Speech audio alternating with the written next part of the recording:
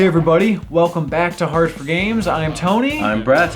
I'm Dave. Perfect Ten Perazzo is with us today to help us out with DarXide for the SEGA 32X. Now originally this was supposed to be for the Neptune, right? Right, yeah, so the Neptune was a combined hardware unit with the 32X and the Genesis, but it never really came out. So it just came out on the 32X, but only in Europe. This was a European exclusive game. It is the rarest released 32X title. The rarest American 32X game is Spider-Man Web of Fire. And of course, for any of those who don't know what the SEGA 32X is, basically it's an add-on that goes on top of the SEGA Genesis that increases its power, and it had its own exclusive library of some good, some so-so. Now I know that you said this is rare, Tony, but how rare is it?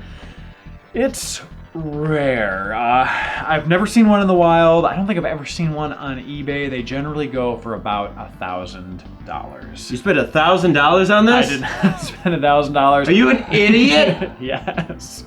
This is a reproduction, which is actually better, and I'm going to tell you why. Because a lot of videos on YouTube showcase DarXide like via emulator. I wanted to be able to show you guys on real hardware, and the beauty of the reproduction cart is that it's region free. You can play it on an American SEGA 32X, and we're gonna be showing it to you guys with RGB out quality, so it's gonna look real good on real hardware. You're gonna lose your shit.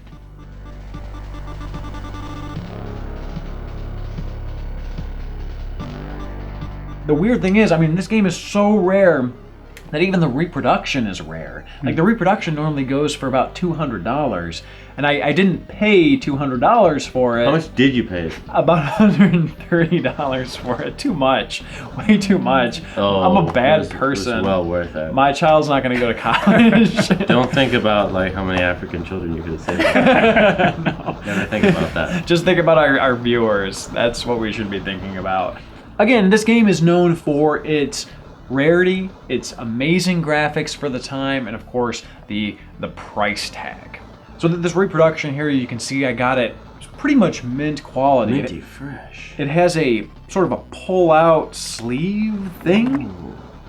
And you know, the game is housed inside, and inside of the sleeve is a manual that details all sorts of information in a variety of languages, and lots of details about the story that you don't really need to know, but we'll get into later. Ooh, you better believe we will.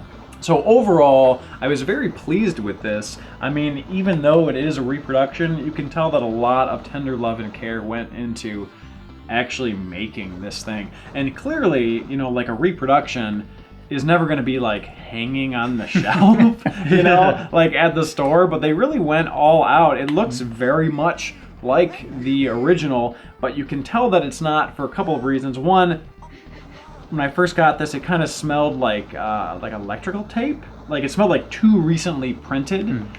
Two, you can tell because of the quality, it's not from 1995.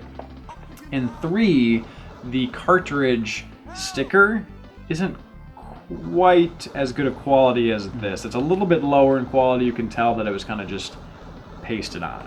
You also might notice that we're calling it DarXide, even though it seems to be spelled DarXide with an X.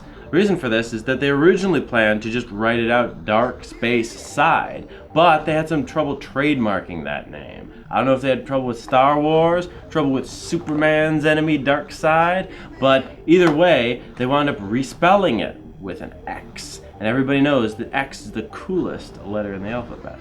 Plus, there's the 32X. So I think it worked out.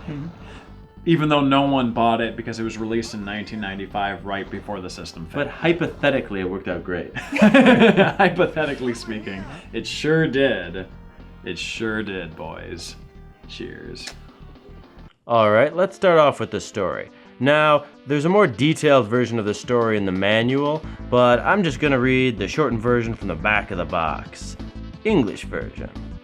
Now, it says here, Earth's command fleet has been destroyed and the massive alien attack force revel in their victory.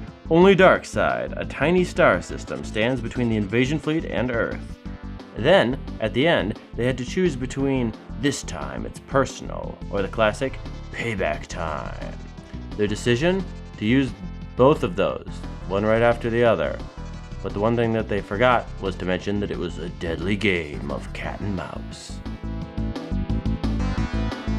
So moving on to graphics and presentation. One of the first things you're going to notice about this game is that it looks really, really good. Frontier, the developer of this game, was really able to optimize it. In fact, they said that they were able to do a little bit more with the 32X than they were able to do with the Saturn, which is kind of strange. I don't know if that has to do with the programming language or what, but they were able to get a lot out of DarXide.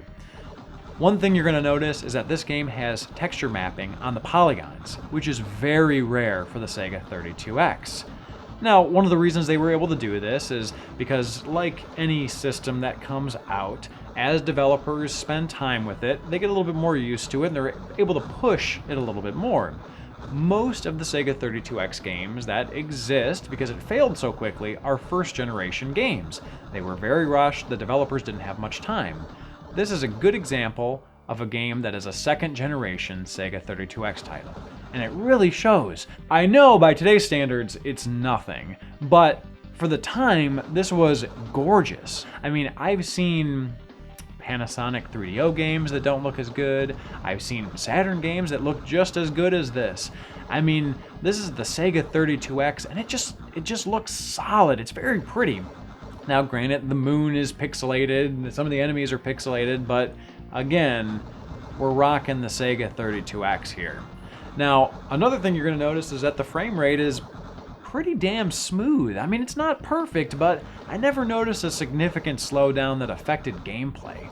And as far as the audio goes, it's good, and the music is pretty damn clear.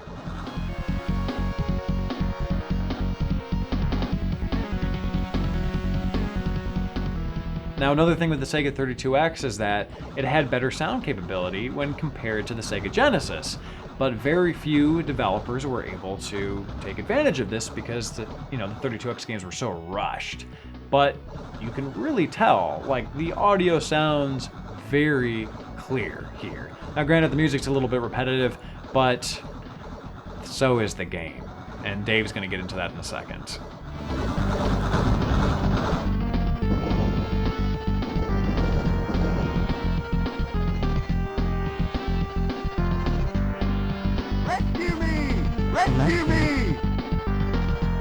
Alright, so let's talk a little bit about the gameplay. When people describe this game, they kind of say, oh, it's just a 3D version of Asteroids. But that doesn't really convey sort of the feeling you get when you play the game. A big component of it is sort of the franticness that is caused by this time limit that you're set on. There's a lot of stuff you have to do, and not enough time to do it. So every level gets a little more and more frantic, and that sort of adds to the excitement of the gameplay. You gotta kind of prioritize, what's your strategy gonna be? Are you gonna hunt down the miners? Are you gonna kill the turrets? You kind of just have to keep playing with it, figure out what works for you. I mean, it's nice that it introduces new elements with every level that you beat, but on the bad side, it's almost a little too hectic. You know, you destroy an asteroid, things go flying off in every direction, you can't keep track of it, and the UI doesn't do a very good job of pointing you in the right direction. Sure, it has a radar, but nothing's labeled on the radar, and you're just kind of spending half your time, trying to ignore power-ups because they look like asteroids or enemies or every other thing that you're supposed to be hunting down.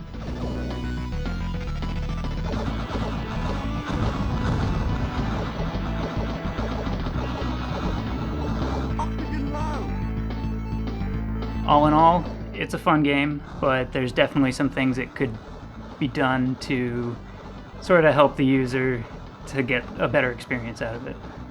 You might say that it's like a 3D version of Asteroids, but Asteroids doesn't have any goddamn miners to save. Bitching about their oxygen. DarXide, beautiful game, rare game, but what do we think of it overall as a package? I would rate this game 7 dead miners out of 10. That means 3 of them are still alive, unfortunately. but thankfully they're very low on oxygen. It started out a lot of fun, but gets kind of repetitive, kind of tedious. As you get through the levels, they're not that different from each other. No. And I think it was more frustrating than they'd intended because you have to depend so much on that radar, and you can't tell what the hell you're looking at on that radar. Let us know what other Rare games you want us to review. Tell us in the comments below, and don't forget to subscribe and share. Thank you guys for watching. See you guys next time. Thank you again for watching. If you enjoyed this video, feel free to give it a like and a share, and we will see you guys next time.